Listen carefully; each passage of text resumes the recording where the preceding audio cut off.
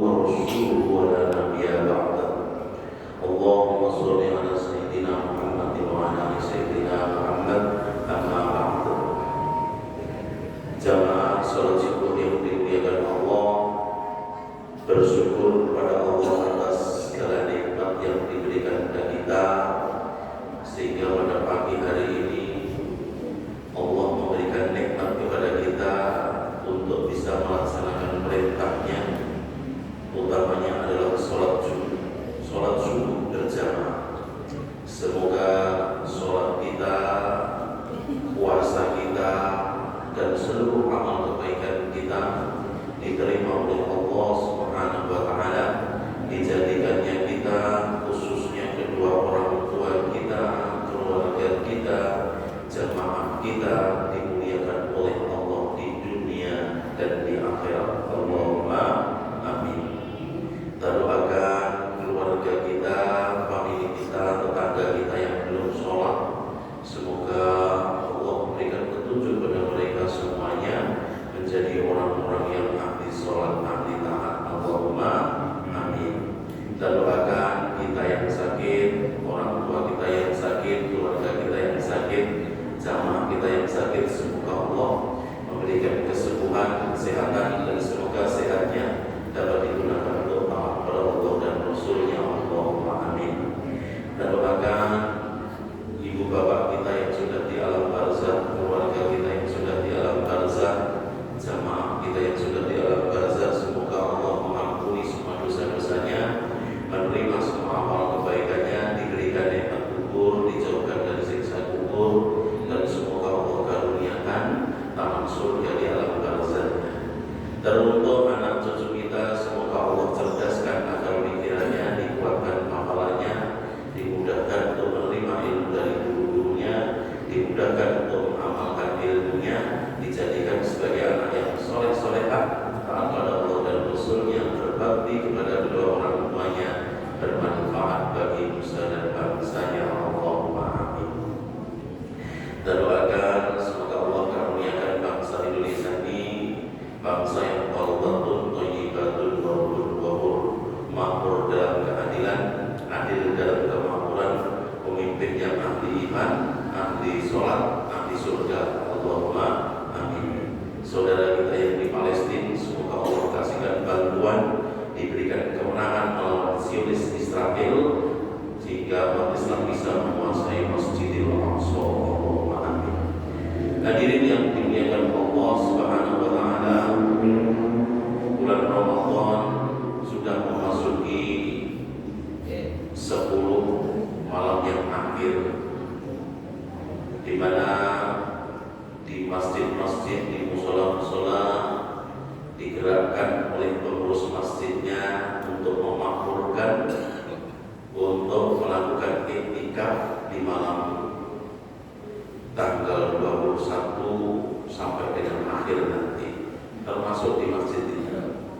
Masih banyak yang belum hadir. Tadi malam dan kemarin malam masih baru beberapa saja.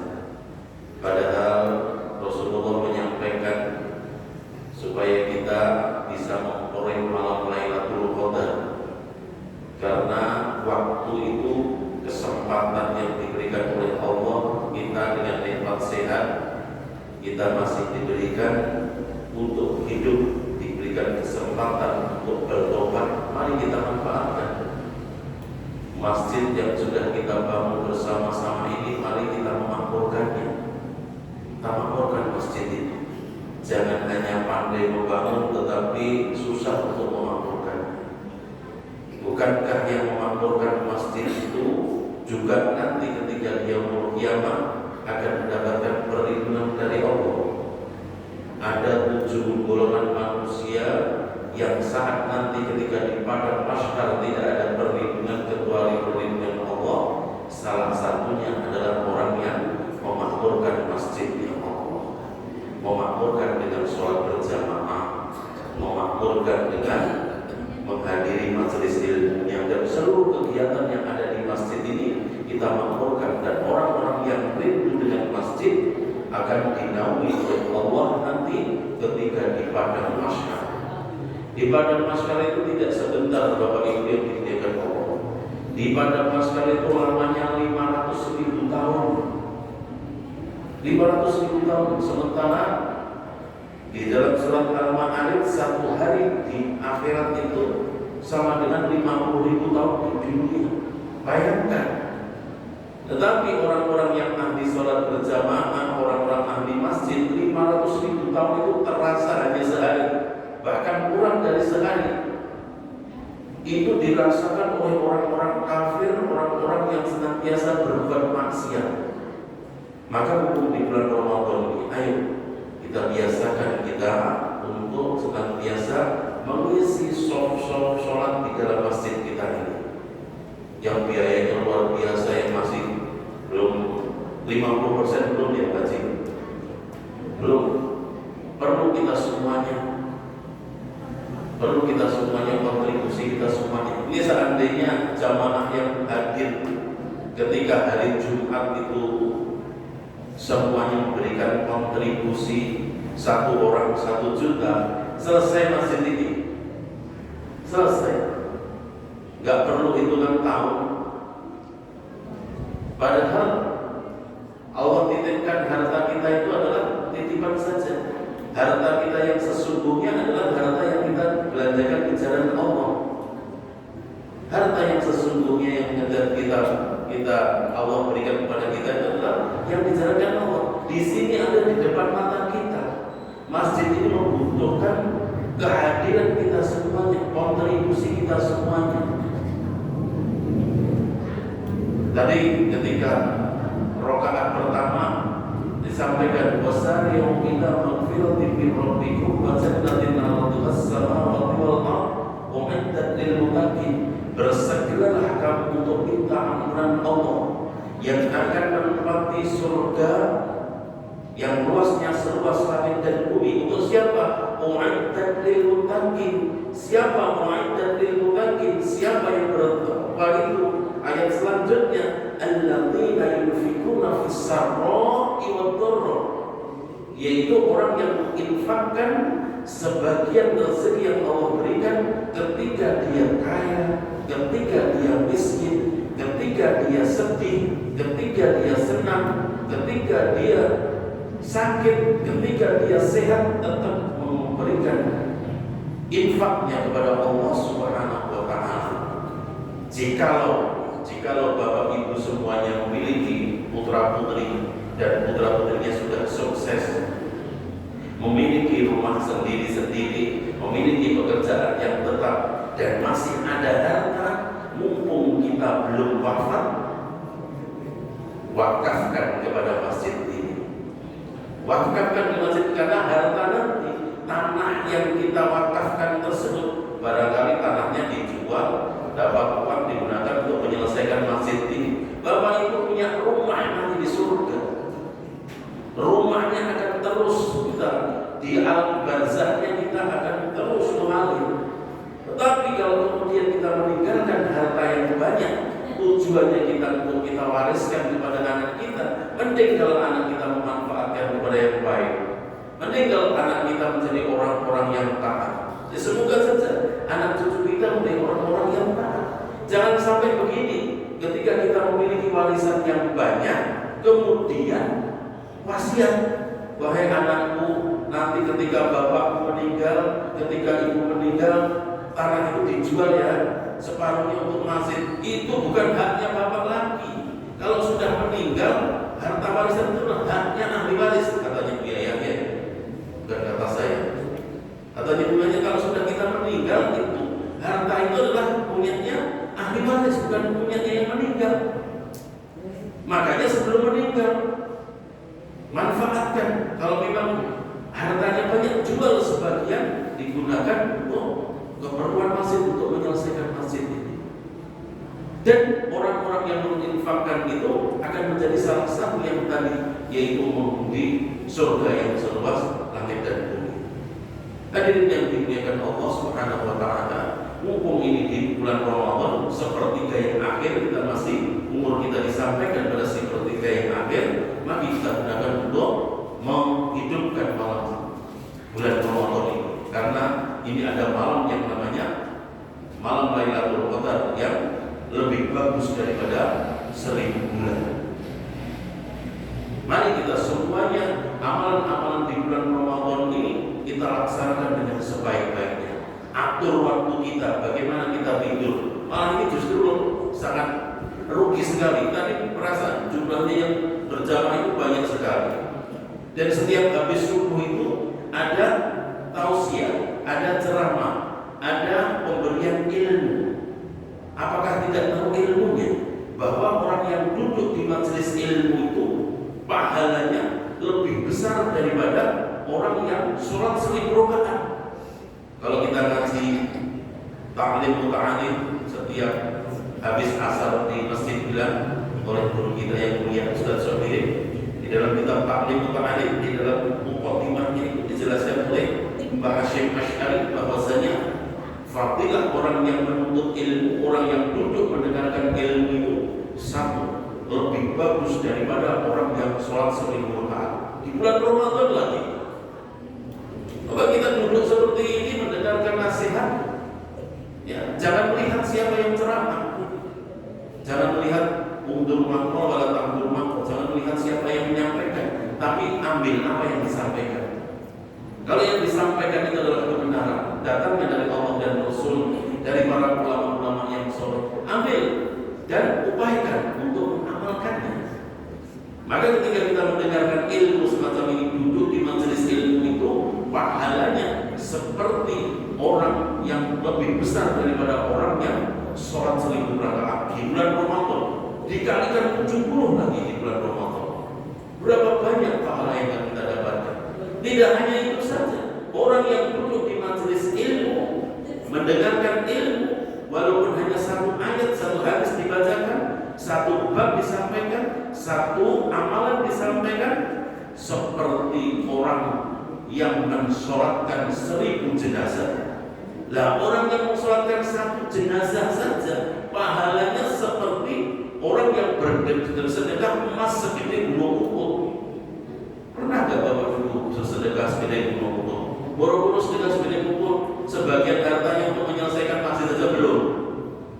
Nah, ini orang yang duduk di majelis ilmu itu pahalanya seperti orang yang mensolatkan jenazah 1000 orang jenazah yang pahalanya luar biasa, dikalikan 70 lagi di bulan Ramadan. Tidak itu saja, orang yang duduk di dalam majelis ilmu itu seperti orang menengok 1000 orang sakit.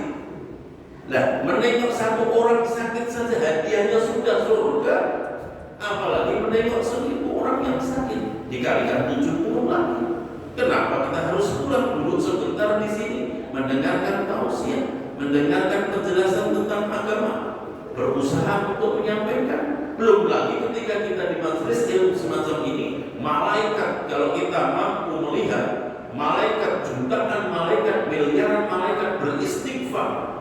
Tidak hanya itu saja, ikan, makhluk-makhluk yang ada di perut bumi, makhluk-makhluk yang ada di air, semua mendoakan kita agar kita menjadi orang sukses, agar rezeki kita melimpah dan barokah. Kita diistighfarkan oleh malaikat. Kalau sudah malaikat beristighfar, berdoa, gak mungkin ditolak oleh Allah karena malaikat tidak punya dosa. Orang yang menghadiri majelis ilmu pasti ampuni dosanya oleh Allah Subhanahu wa taala. Belum lagi langkah kakinya dari rumah akan menghapus kesalahannya 1 tahun. Berapa langkah kita dari rumah sih? Akan mengangkat derajat 1 tahun, derajat diangkat oleh Allah. Banyak kemuliaan-kemuliaan orang yang menghadiri majelis ilmu. Maka jangan sampai ketinggalan kita ceramah setelah sholat, ketika sholat tarawih dengarkan, atau kapan saja ada ceramah, hadiri majelis ilmu, karena itulah yang akan menjadikan pahala yang sangat besar dari Allah Subhanahu wa taala. Untuk apa? Untuk menutupi dosa-dosa kita. Lalu kita ini setelah dari bangun tidur sampai dengan tidur kembali senantiasa berbuat dosa. Senantiasa berbuat dosa, sengaja atau tidak sengaja kita berbuat dosa. Mata kita, apalagi sekarang zaman digital, teknologi, ada yang namanya setan gepeng, HP. Setan gepeng itu yang membuat puasa kita hanya mendapatkan minal ju' wal atas, hanya mendapatkan lapar dan dahaga. Mata kita nongol perempuan yang tidak pakai baju, ada tulisan yang membicarakan kejelekan orang, ada omongan yang membicarakan kejelekan orang dan sebagainya, sehingga praktis puasa kita hanya mendapatkan minal ju' wal atas, lapar dan dahaga saja. Maka upayakan, ini masih ada 10 hari, cobalah sehari tanpa HP, bisa enggak? Sehari tanpa HP. Paling tidak di masjid jangan bawa HP, itu ganggu uang banyak. Iya, ganggu orang, apalagi kalau bunyi. Oleh karena itu mari kita berusaha berlatih di bulan Ramadan ini untuk mengendalikan HP, termasuk anak-anak kita. Anak-anak kita itu rusak karena HP. Generasi sekarang rusak karena HP. Sekolah-sekolah itu sekarang, masya Allah, ilmunya tidak ada. Ya, yang dulu ada sekolah-sekolah yang dikatakan sekolah hebat, sekolah favorit, sekolah yang luar biasa, sekarang nol gara-gara HP. Saya merasakan sendiri karena saya guru. Tahu kalau saya jadi presiden saya larang HP, tutup internet, udah cukup dengan teknologi. Teknologi digunakan di ruang-ruang tertentu, di laboratorium, di lab-lab yang ada, tidak digunakan secara umum. Komunikasi seperti telepon zaman dahulu itu baru kemudian di negara yang lain saja bisa dikendalikan. Kenapa kita yang mayoritas Islam tidak bisa? Maka supaya suatu saat nanti ada pemimpin kita yang berani untuk memperbaiki daripada generasi kita yang sudah rusak oleh yang namanya setan gepeng. Ya. Sementara setan gepengnya semakin hari semakin maju, ya, semakin canggih. Anak baru lahir sekarang sudah pegang HP, masya Allah. Jadi mari kita bersama-sama selamatkan kita semuanya. Kalau kita bisa mengendalikan anak-anak kita tanpa HP, kendalikan. Paling tidak ketika lagi sholat jangan bawa HP, terutama ketika pergi ke masjid. Nah ini anak-anak ketika sholat tahajud di masjid sampingnya HP, salam yang pegang HP lagi. Astagfirullahaladzim. Bukan berpikir HP. Semoga suatu saat ada perubahan ini semuanya. Mari kita semuanya di bulan Ramadan ini sekali lagi kita hidupkan masjid ini dengan amalan-amalan di bulan Ramadan, apalagi malam Lailatul Qadar yang lebih baik daripada 1000 bulan. Berharap tidak hanya malam ganjil Bapak Ibu yang dimuliakan Allah, kita sholat tasbih. Jadi di sini ada mulai jam 1 sudah banyak yang datang dengan sholat tahajud. Ketika datang sholat subuh wudu, sholat tahiyatul masjid, kemudian sholat tahajud, sholat hajat, sholat istikharah. Kita lakukan semua sholat-sholat yang pernah dicontohkan oleh baginda Nabi. Kemudian mulai 2:30 kita sholat tasbih. Sholat tasbih itu adalah sholat taubat kubro, taubat besar dosa-dosa kita, dosa mata kita, dosa telinga kita, dosa lisan kita, dosa anggota tubuh kita, termasuk dosa orang tua kita, mohonkan ampun, termasuk dosa-dosa anak kita, mohonkan ampun, termasuk dosa-dosa tetangga kita, mohonkan ampun. Sholat tasbih, kemudian dilanjutkan dengan wirid fatih, kemudian dilanjutkan dengan berdoa renungan daripada selama kita menjalani hidup di dunia ini. Mohon ampun kepada Allah. Siapa yang mohon ampun, sungguh akan aku ampuni seberapapun dosanya. Dosa yang besar seberapapun oleh Allah akan diampuni di bulan Ramadan ini. Wong puasanya saja sudah ghufirallahu ma taqaddama min dzambi. Puasanya saja sudah bisa mengampuni dosa-dosanya kalau puasanya benar. Masalahnya puasanya minal ju' wal atas, mengkur oleh kempong karo ngorong, gara-gara matanya nggak bisa terpelihara, gara-gara telinganya nggak bisa terpelihara.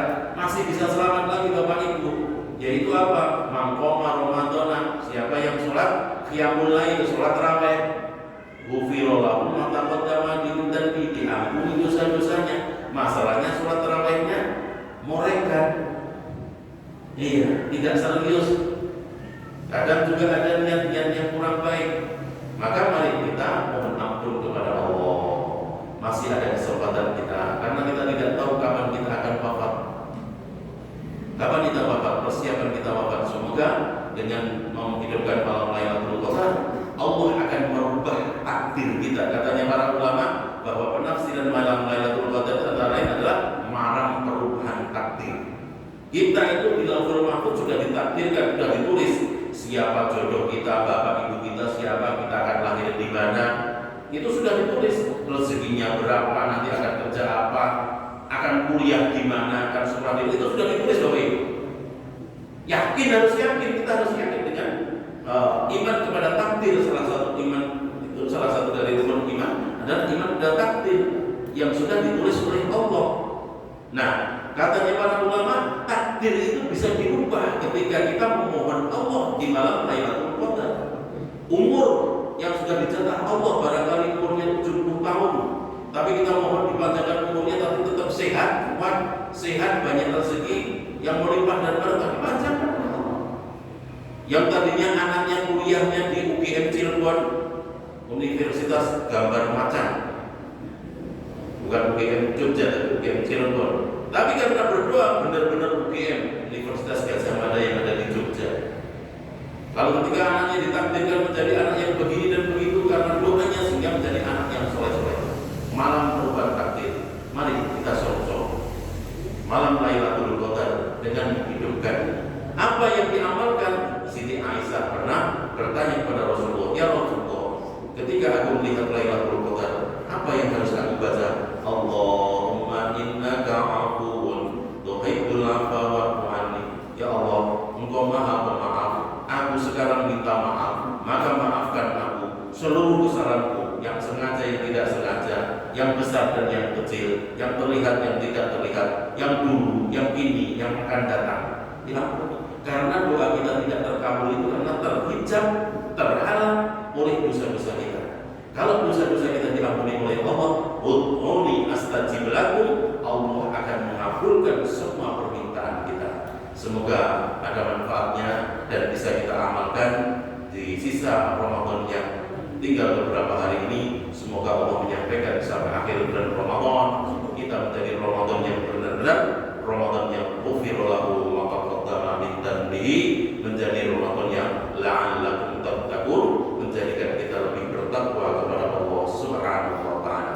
Wallahu a'lam bishawab. Subhanallah bihamdihi, subhanallah bihamdika, asyhadu an la ilaha illa anta, astaghfiruka wa atubu ilaik. Wallahu muwaffiq ila aqwamit thoriq, wa billahi taufiq wal hidayah. Assalamualaikum